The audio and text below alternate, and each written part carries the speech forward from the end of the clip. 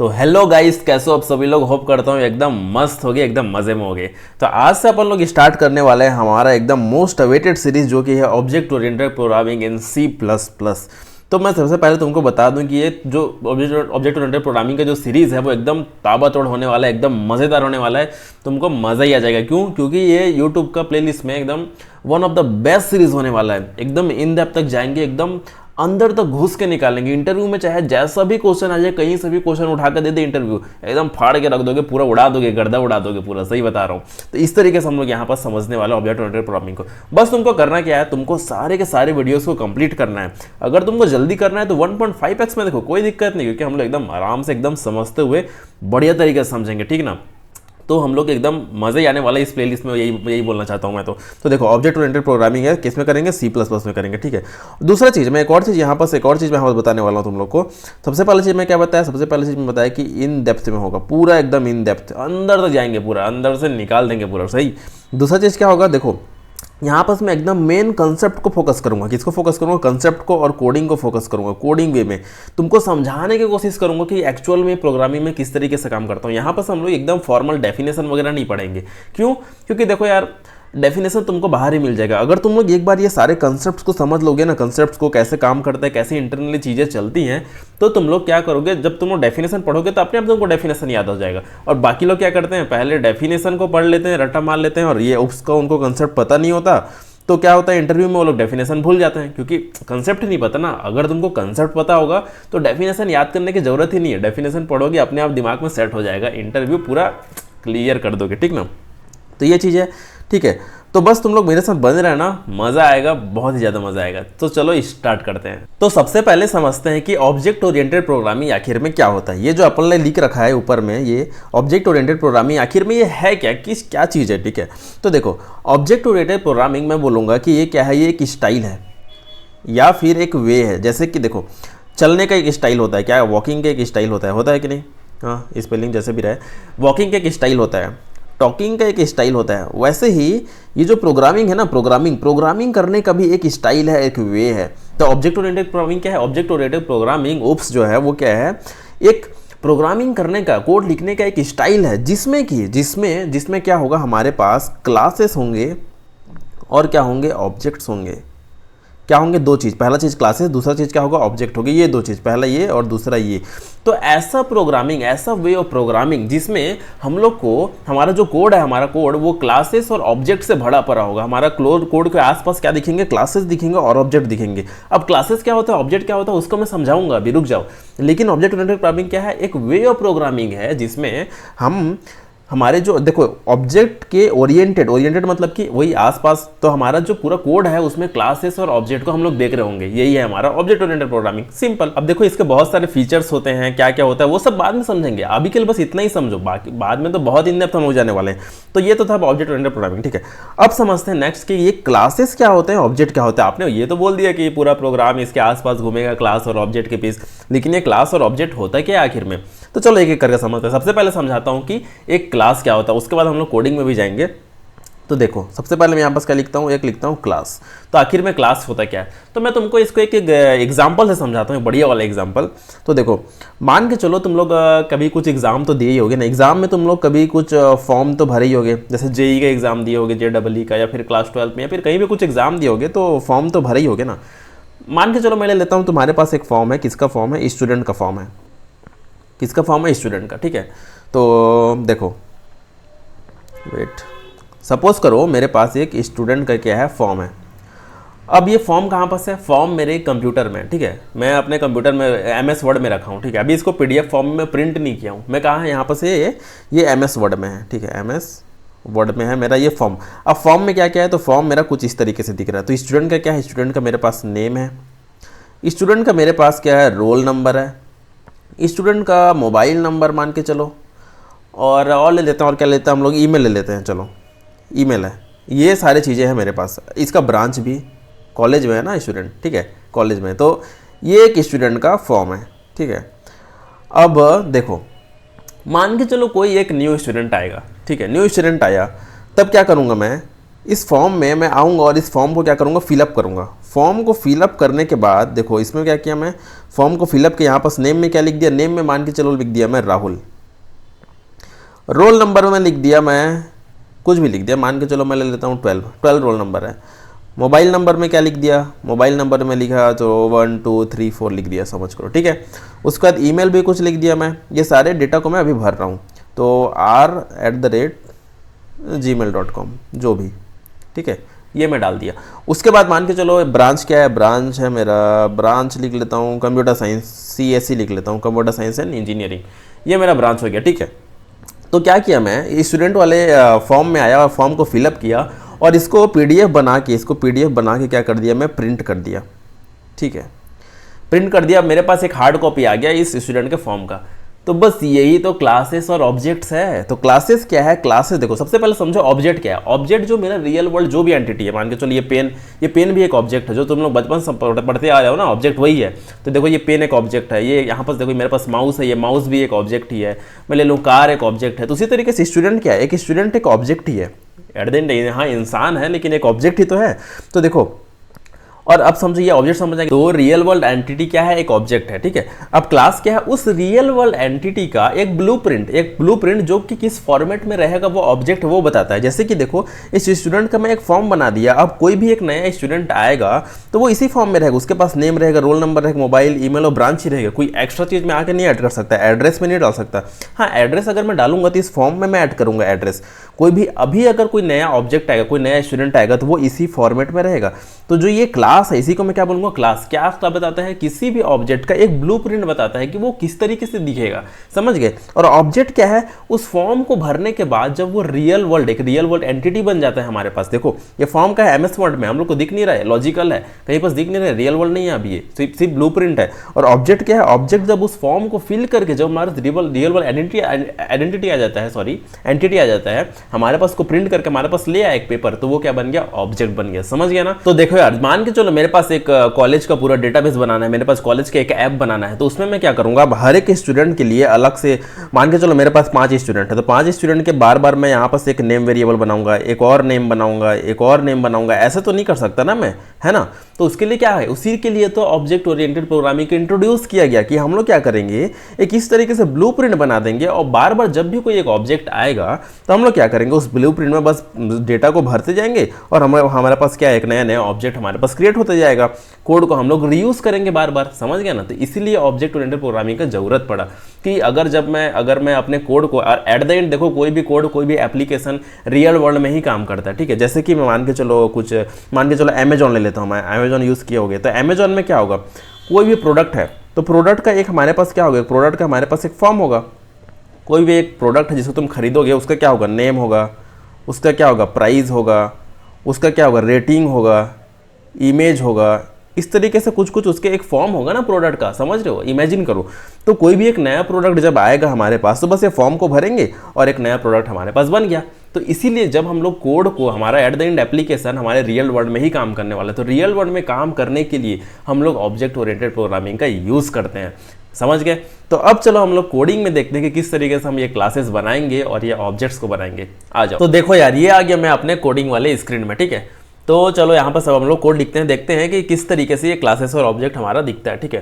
तो चश्मा निकाल देता हूँ, थोड़ा सा अजीब लगने लगा है। तो देखो सबसे पहले देखते हैं क्लास बनाने का सिंटेक्स क्या होता है।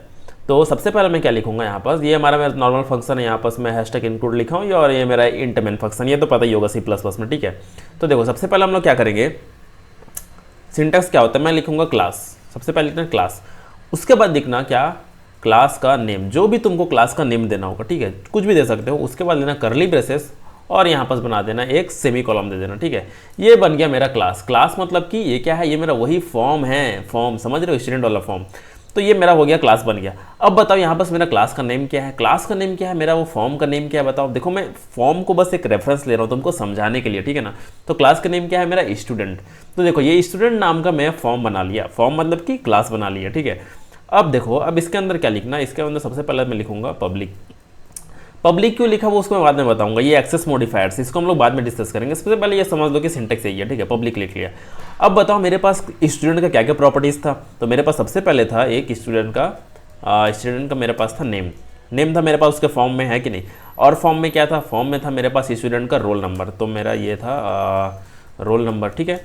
उसके बाद क्या था, उसके बाद था मेरे पास ब्रांच, BRA, ठीक है, ये था मेरा ब्रांच।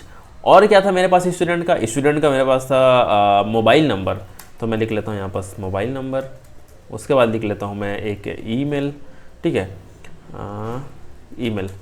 तो ये बन गया मेरा कंप्लीट स्टूडेंट का एक फॉर्म, ठीक है। तो ये तो हो गया भैया मेरा फॉर्म, क्लास में बना लिया। क्लास मतलब क्या होता है, फॉर्म होता है, कुछ इस तरीके से ये दिखेगा, ठीक है। अब चलो देखते हैं कि अब इसका मैं ऑब्जेक्ट कैसे बनाऊँ रियल में। अगर मेरा कोई एक ऑब्जेक्ट आ जाता है, कोई मेरा कोई स्टूडेंट आता है, तो इसको मैं कैसे ऐड करूँगा, ठीक है। तो देखो वो हम लोग कहाँ पास करेंगे, वो हम लोग करेंगे इंट मेन के अंदर। इंट मेन के बाहर में क्या बनेगा, मेरा फॉर्म बनेगा, और इंट मेन के अंदर बनेगा ऑब्जेक्ट। तो कैसे बनेगा, चलो देखते हैं।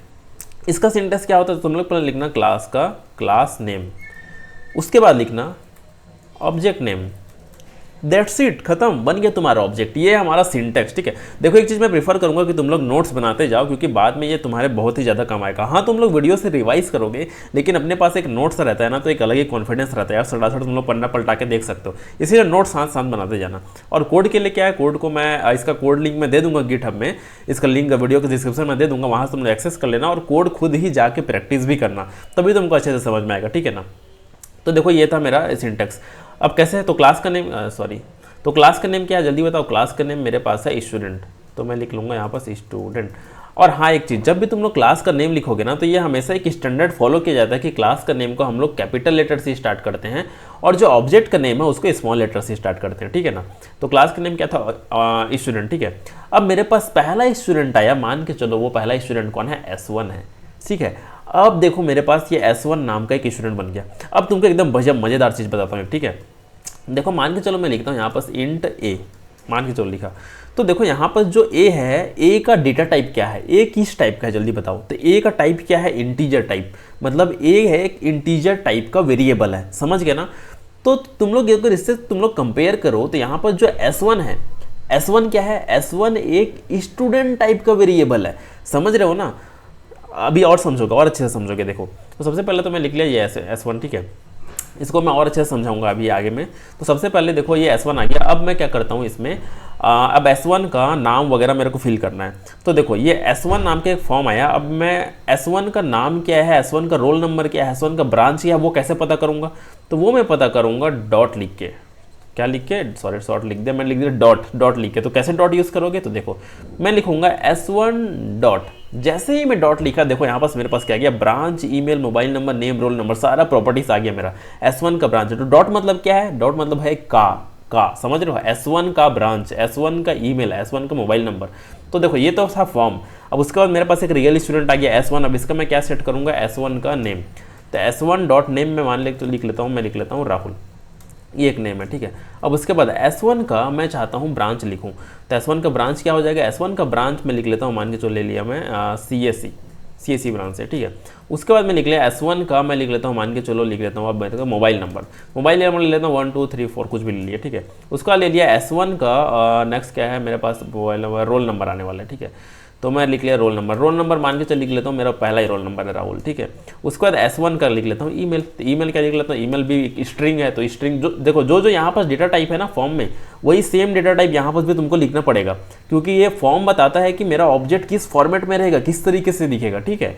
तो अब ईमेल में क्या लिख लेता हूँ, ईमेल में मान के चल लिखता हूँ r@r.com, कुछ भी मैं लिख लिया ऐसा फालतू सा, समझ गया। अब मेरा ये हो गया फॉर्म पूरा फिलअप फॉर्म पूरा फिलअप हो गया, ठीक है। पहले मैं ऑब्जेक्ट बनाया, उसके बाद मैं फॉर्म को फिलअप कर दिया।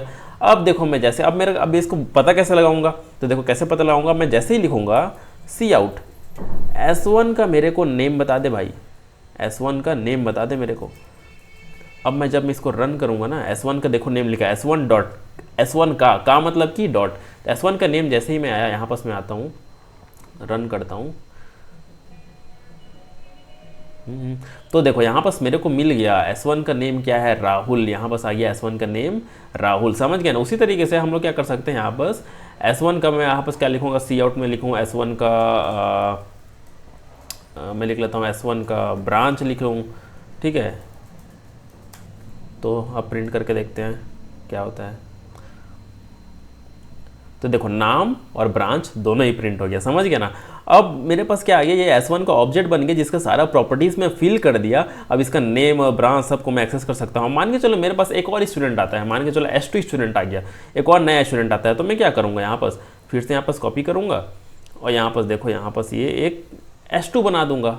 अब एक और न्यू ऑब्जेक्ट न्यू स्टूडेंट आ गया S2, अब इसका मैं फिर से मान के चलो इसका डिटेल को मैं फिर से फिल कर दूंगा। कैसे फिल करूँगा, देखो यहाँ पास मैं लिख दिया न्यू स्टूडेंट आया जिसका नाम था मान के चलो चेतन था, उसका नाम, ब्रांच तो CAC ही था, मोबाइल नंबर मान के चलो 1234 के जगह 1235 हो गया, रोल नंबर हो गया 2 और c@c.com यहाँ पास इसका मेल ID बन गया। तो देखो ये मेरा बन गया दोनों। अब मैं अगर इसको भी प्रिंट करना चाहूँ, यहाँ पास मैं प्रिंट करूँ, यहाँ पास क्या लिख देता हूँ S2 और यहाँ पास भी लिख देता हूँ मैं S2, समझ गया, S2 का नेम और S2 का ब्रांच। तो तुम लोग यहाँ पर ज़रा ध्यान से यहाँ पर देखो, रुक जो 1 मिनट सेट कर लेता हूँ इसको। तो देखो मैं एक ही फॉर्म, मेरे पास क्या था, फॉर्म एक ही था स्टूडेंट का, उससे मैं देखो S1 स्टूडेंट बना लिया और S2 स्टूडेंट। अब जितने भी स्टूडेंट आते जाए मैं बस फॉर्म को फिल करते जाऊँगा, एक एक ऐसे नया ऑब्जेक्ट बनाऊँगा, फॉर्म को फिल करते जाऊँगा और ऑटोमेटिकली मेरे पास आते जाएगा सब चीज़। अब देखो जैसे मैं यहाँ पर जिसको रन करूँगा ना, न्यू स्टूडेंट मेरे पास ऐड होते जाएंगे। अच्छा तो इधर यही था, यहाँ पर S2 तो लिखा था लेकिन मैं यहाँ पर S2 लिखना भूल गया था ना, तो यहाँ पर सबको मेरे को S2 में चेंज करना पड़ेगा। ठीक है, ये S2 मैंने सबको चेंज कर दिया, S2 का नाम वगैरह। अब मैं इसको प्रिंट करता हूँ। तो देखो सबसे पहले ये दोनों प्रिंट हो गया, S1 का नेम था राहुल और यहाँ पास आ गया CAC।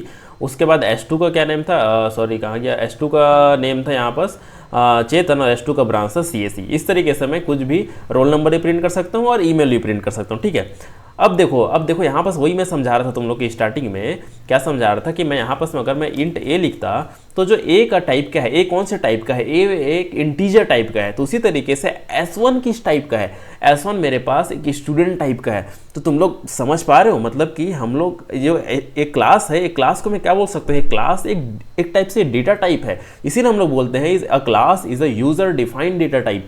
मतलब कि जैसे मैं यहाँ पास क्या लिखा था, A लिखा था, तो A बस इंटीजर टाइप का था, हम लोग बस A में इंटीजर ही स्टोर कर सकते थे और कुछ नहीं। मान के चलो मैं इसको लिख देता, क्या लिखता, लिख लेता स्ट्रिंग A लिखता, मान के चलो सॉरी स्ट्रिंग A लिखला, मतलब कि A में हम लोग क्या स्टोर कर सकते हैं, बस स्ट्रिंग ही स्टोर कर सकते हैं। लेकिन हम लोगों ने एक ऐसा डेटा टाइप बनाया, हम लोगों ने स्टूडेंट टाइप का डेटा टाइप बनाया जिसके अंदर हम लोग स्ट्रिंग भी डाल रहे हैं, 3 स्ट्रिंग डाल रहे हैं और 2 इंटीजर डाल रहे हैं, समझ रहे हो ना। मतलब एक यूजर डिफाइंड डेटा टाइप है, ऐसा डेटा टाइप जिसको हम लोगों ने अपने तरीके से डिजाइन किया है, जो भी जिसके अंदर जो भी डालना है हम लोग की, एक वेरिएबल किस फॉर्मेट में दिखेगा हमने इस तरीके से डिजाइन किया। तो देखो ऑब्जेक्ट ओरिएंटेड प्रोग्रामिंग कितना ज़्यादा पावरफुल है, इसीलिए इसको हम लोग यूज़ करते हैं हमारे रियल वर्ल्ड एप्लीकेशंस में। तो चलो फिर से आते हैं हमारे पेन टैब में और भी तुम लोग को चीज़ें समझाता हूँ। अब देखो भाई कुछ पॉइंट्स जिसको मैं तुम लोग को समझाना चाहता हूँ, कुछ कीवर्ड्स है। तो देखो सबसे पहला कीवर्ड क्या आता है, पहला कीवर्ड है मेरा डेटा मेंबर। तो देखो क्लास का डेटा मेंबर हम लोग किसको बोलेंगे, तो क्लास में हमारे पास जो भी वेरिएबल्स हैं जैसे कि name, branch, roll number, mobile number, email, ये सारे क्या थे, मेरा वेरिएबल्स थे। तो इसको हम लोग क्या बोलेंगे, क्लास का ये क्या है, डेटा मेंबर्स। ठीक है, डेटा मेंबर्स को ही हम लोग और क्या बोलेंगे, हम लोग बोलेंगे इसको प्रॉपर्टीज। किसी भी क्लास का प्रॉपर्टीज है ये, मतलब किसी भी ऑब्जेक्ट का प्रॉपर्टीज है, सॉरी। जैसे कि कोई स्टूडेंट है ना, तो स्टूडेंट कही थी ये प्रॉपर्टीज है कि उसके पास क्या है, नेम है, क्या है, नेम है, ब्रांच है, रोल नंबर, ये सारे उसके प्रॉपर्टीज तो हुए ना। जैसे कि मान के चलो मैं कोई ऑब्जेक्ट ले लेता हूँ कार, मान के चलो ऑब्जेक्ट क्या है मेरे पास, कार है। तो कार के बताओ क्या कार का अगर मैं क्लास बनाऊंगा तो क्या बनाऊंगा, कार का मान के चलो कलर हो गया, कार का मान के चलो स्पीड हो गया, ठीक है ना, कार का और मान के चलो क्या हो गया, और मान के चलो हो गया गियर हो गया। तो इसके क्या है, कार के एक प्रॉपर्टीज़ हैं सारे, हैं कि नहीं, कार का मॉडल हो गया, है ना, ये सारे क्या है क्लास के प्रॉपर्टीज है। तो जितने भी वेरिएबल्स होंगे, वेरिएबल्स को हम लोग क्या बोलेंगे, डेटा मेंबर्स या फिर ऑब्जेक्ट के प्रॉपर्टीज, समझ गए। अब आते हैं नेक्स्ट चीज मेरे पास है मेथड्स या फिर मैं उसी को बोलूँगा बिहेवियर। अब ये मेथड और बिहेवियर क्या होता है भैया, तो अब यहाँ पास एक नया चीज़ आने वाला है। तो देखो कोई भी ऑब्जेक्ट है ना, उसके पास प्रॉपर्टीज तो होगा, बिहेवियर भी होगा। जैसे मान के चलो मेरे पास एक कार है, तो कार का कलर है, कार का गियर है, कार की स्पीड है। तो ये बताओ यहाँ क्या, ये जो प्रॉपर्टीज क्या है, प्रॉपर्टी क्या है मेरे पास, कार का एक स्पीड प्रॉपर्टी है, ठीक है, कार एक क्लास है जिसमें मान के चलो क्या है, स्पीड है। तो ये बताओ कार क्या सेम स्पीड में चलता है हमेशा, कार की स्पीड चेंज भी तो होता है ना, तो वो क्या है, उसका बिहेवियर है। कार का क्या होता है, एक्सेलरेशन भी तो करता है, तो वो क्या है, बिहेवियर है। कार का क्या है, गेट ओपन भी तो होता है, जैसे ओपन गेट, ये क्या है, बिहेवियर है। इसी तरीके से स्टूडेंट का मान के चलो, स्टूडेंट में क्या होगा, स्टूडेंट का क्या क्या बिहेवियर होगा। तुम अगर स्टूडेंट हो तो क्या बिहेवियर होगा तुम्हारा, तुम अपने मोबाइल नंबर को चेंज कर सकते हो, तो मेरे पास क्या बिहेवियर है, चेंजिंग द मोबाइल नंबर। एक और क्या बिहेवियर है, changing the email address, email address को चेंज कर सकते हो, तो ये क्या है, बिहेवियर है। बिहेवियर का हम लोग बोलेंगे मेथड्स। अब मेथड्स किसको बोलते हैं, methods is nothing but functions. समझ गए, इसका मतलब कि क्लास के बाहर जो भी वेरिएबल्स होगा उसको हम लोग क्या बोलेंगे, वेरिएबल्स बोलेंगे। लेकिन क्लास के अंदर अगर वो वेरिएबल आ जाए तो क्या बोलेंगे, डेटा मेंबर्स या फिर प्रॉपर्टीज बोलेंगे। क्लास के बाहर इंट मेन फंक्शन में या फिर कहीं पर से बाहर में फंक्शंस होगा तो उसको क्या बोलेंगे, नॉर्मल फंक्शंस बोलेंगे। लेकिन क्लास के अंदर भी फंक्शंस आता है, वो क्लास के अंदर अगर फंक्शन आ जाए, देखो अभी तक क्या आया था, नॉर्मल वेरिएबल्स आया था, अब क्लास के अंदर अगर फंक्शन आ जाए तो उसको हम लोग क्या बोलेंगे, बिहेवियर, या फिर हम लोग उसको बोलेंगे मेथड्स। समझ गया ना। तो देखो यहाँ पर मैं एक फंक्शन लिखूंगा, क्या फंक्शन लिखूंगा, चेंज मोबाइल नंबर। इस फंक्शन में क्या करूंगा, एक इंटीजर मोबाइल नंबर पास करूंगा, मोबाइल नंबर, और इसके अंदर एक मैं कोड लिखूंगा जिसमें मैं मोबाइल नंबर को चेंज कर रहा हूँ। एक और फंक्शन में लिखूंगा, मान के चलो लिखूंगा मैं प्रिंट स्टूडेंट डिटेल। अब मैं स्टूडेंट हूँ, मैं अपने पोर्टल में जाऊँगा तो मेरे को सारा डिटेल एक जगह दिखेगा ना, स्टूडेंट का प्रिंट, जैसे मैं अपने पोर्टल में गया क्वेश्चन मेरे कॉलेज के कहीं पास, तो वहाँ पास मेरे को मेरा पूरा डिटेल दिखेगा, ब्रांच वो तो सारा प्रिंट होके आ रहा है ना। तो उसी तरीके से तो वो एक बिहेवियर ही तो हुआ एक स्टूडेंट का, है ना। तुम्हारा जो स्टूडेंट का ऑब्जेक्ट बना होगा उसका बिहेवियर ही हुआ। तो प्रिंट स्टूडेंट करके भी एक क्लास के अंदर फंक्शन रहेगा। इसका मतलब हम लोग क्या समझ गए, क्लास के अंदर वेरिएबल्स भी होंगे मेरे पास और फंक्शंस भी होंगे, दोनों चीजें होंगे। तो फंक्शंस को कैसे करेंगे, हमारे क्लास के अंदर कैसे डालेंगे, आ जाओ देखते हैं कोड में। तो देखो यार, इतने स्मूथ तरीके से ना कोई भी नहीं समझाएगी, एकदम स्क्रैच से लेकर अप लेवल तक हम लोग जा रहे हैं, मजा ही आ रहा है। ठीक है, तो देखो अब मैं इसके अंदर क्या लिखने वाला हूँ, फंक्शन लिखा। अभी तक क्या था, मेरे पास वेरिएबल था, फंक्शन लिखूंगा। मान के चल मैं लिखूंगा फंक्शन, एक वाइड फंक्शन लिखा, print student detail, print student detail. अब इसके अंदर मैं क्या लिखूंगा, देखो यहाँ पास मैं लिखा सी आउट। तो देखो हमने एक फंक्शन बना दिया जिसके अंदर सारे चीज़ों को हम लोग प्रिंट कर रहे हैं। यहाँ पर सबका वो लिखा हूँ, और ये जो नेम, रोल नंबर, ब्रांच क्या है, ये सब इस यहाँ से आ रहा है, ठीक है ना। तो देखो कोई भी एक नया ऑब्जेक्ट बनेगा ना, अब मेरे पास जो S1 बना होगा, S1, अब S1 के पास ये सारी चीज़ें तो रहेंगी, वेरिएबल तो रहेगा ही, साथ ही साथ उसके पास ये बिहेवियर और ये जो फंक्शन बनाया है वो फंक्शन भी आ गया है। तो देखो मैं यहाँ पर डॉट ऑपरेटर लिखा था, S1 का नेम, तो S1 का नेम अगर मैं प्रिंट करता था, S1 का नेम डॉट S1 का नेम, तो S1 का नेम प्रिंट होता था। तो इसी तरीके से इस फंक्शन को अगर मेरे को कॉल करना होगा तो क्या होगा, क्योंकि ये फंक्शन भी अब ऑब्जेक्ट के पास है, क्लास के अंदर आ गया मतलब फॉर्म के अंदर आ गया, कोई नया ऑब्जेक्ट बना मतलब कि क्लास के अंदर जो जो भी चीज़ें हैं उस ऑब्जेक्ट के पास आ जाएगा। तो इसका मतलब कि इस फंक्शन को कॉल करने के लिए मैं क्या करूँगा, मैं देखो इसको यहाँ से अब हटा देता हूँ और मैं क्या लिखता हूँ, S1 का इस फंक्शन का नेम। अब S1 के पास ये फंक्शन भी तो है, अब फंक्शन को कैसे कॉल करोगे, इस तरीके से ब्रैकेट लेके कॉल करना, ठीक है, इस ब्रैकेट लेके कॉल करेंगे। तो फंक्शन S1 का प्रिंट स्टूडेंट डिटेल को कॉल करो, ठीक है। तो अभी कॉल करूँगा तो क्या होगा देखते हैं। अभी के लिए मैं इसको हटा देता हूँ, S2 का हटा देता हूँ, ठीक है। तो देखो S1 का प्रिंट डिटेल कॉल करता हूँ, यहाँ से मैं इसको सबसे पहले क्लियर करता हूँ। चलो भाई प्रिंट करते हैं, रन करते हैं। देखो जैसे ही रन किया मेरे पास आ गया, नेम है राहुल, S1 का जो रोल नंबर है 1 है, ब्रांच ये सी है, मोबाइल नंबर ये है और ईमेल एड्रेस ये है।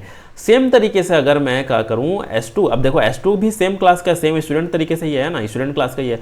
S2 का अगर डिटेल प्रिंट करना चाहूँ तो S2 का इस फंक्शन को कॉल कर दो, डॉट मतलब का, ठीक है। कॉल करो, क्या आएगा, इसको मैं अभी कमेंट कर देता हूँ। S2 का कॉल करते हैं, देखो सॉरी यहाँ S1 लिखा था, मैं S2 लिख देता हूँ, इसको कर देते हैं क्लियर।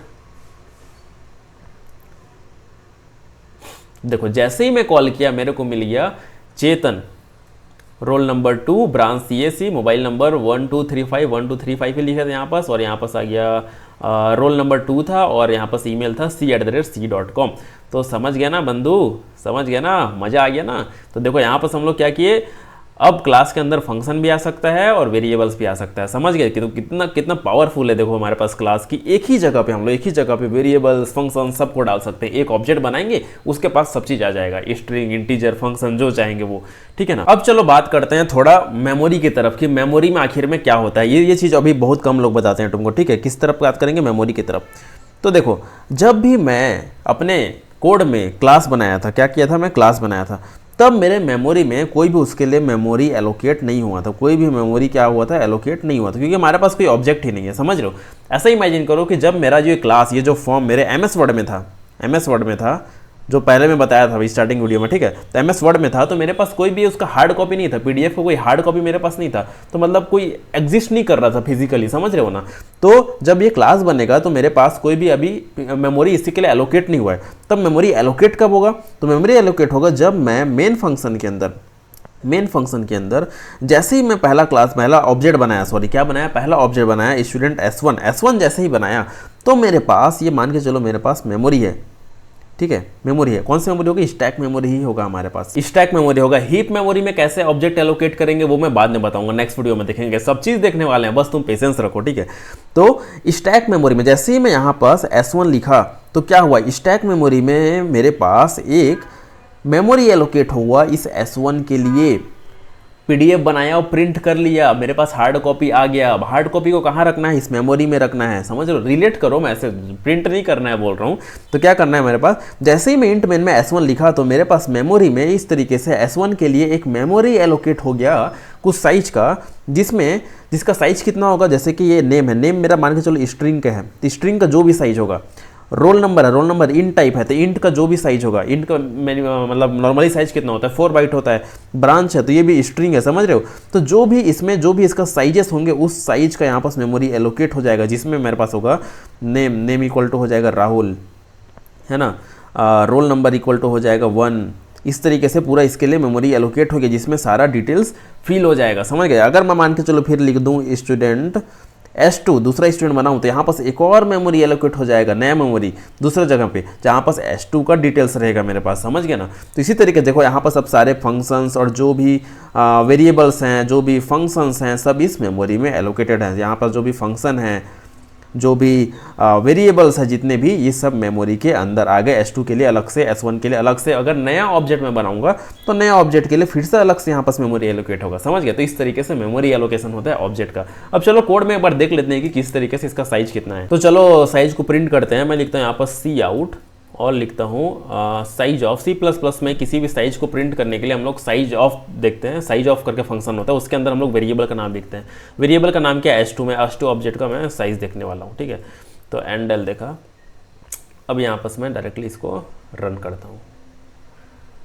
यहाँ पास क्या प्रिंट हो गया, देखो S2 का डिटेल्स प्रिंट हुआ, यहाँ पास प्रिंट डिटेल किए थे, तो उसके बाद मेरे पास ये प्रिंट हो गया 80, मतलब कि S2 जो ऑब्जेक्ट है उसका साइज कितना है, 80 बाइट का है। तो इस तरीके से हम लोग साइज भी देख सकते हैं ऑब्जेक्ट का, समझ गए। तो ये था हमारा ऑब्जेक्ट ओरिएंटेड प्रोग्रामिंग का कौन सा फर्स्ट लेक्चर, जिसमें हम लोगों ने क्या क्या देखा, हम लोगों ने क्लास क्या होता है देखा, ऑब्जेक्ट ओरिएंटेड प्रोग्रामिंग क्या होता है, ऑब्जेक्ट क्या होता है, सारी चीज़ों को देखा, उसका कोड कैसे लिखते हैं, सिंटेक्स क्या होता है, मेमोरी में किस तरीके से एलोकेट होता है, ये यूजर डिफाइंड डेटा टाइप कैसे है क्लास, समझ गए। ये सारी चीज़ें हम लोग देखा। होप से तुमको बहुत मजा आया होगा और अच्छे से समझ में आएगा। मिलेंगे हम लोग नेक्स्ट वीडियो में, जिसमें मैं बताऊंगा कि क्लास को हम लोग ऑब्जेक्ट को कैसे हीप मेमोरी में एलोकेट करते हैं, और भी नेक्स्ट टॉपिक्स जो भी हमारे आने वाले हैं, सारी चीज़ देखने वाले हैं। बस तुम मेरे साथ बने रहना, नेक्स्ट वीडियो देखना, मज़ा ही आ जाएगा। उप्स में एकदम धाकड़ तोड़ मास्टर तुमको बना के ही रहूँगा, गर्दा उड़ाना है इंटरव्यू में। तो चलो देख मिलते हैं हम लोग नेक्स्ट क्वेश्चन में, तब तक बाय बाय, थैंक यू।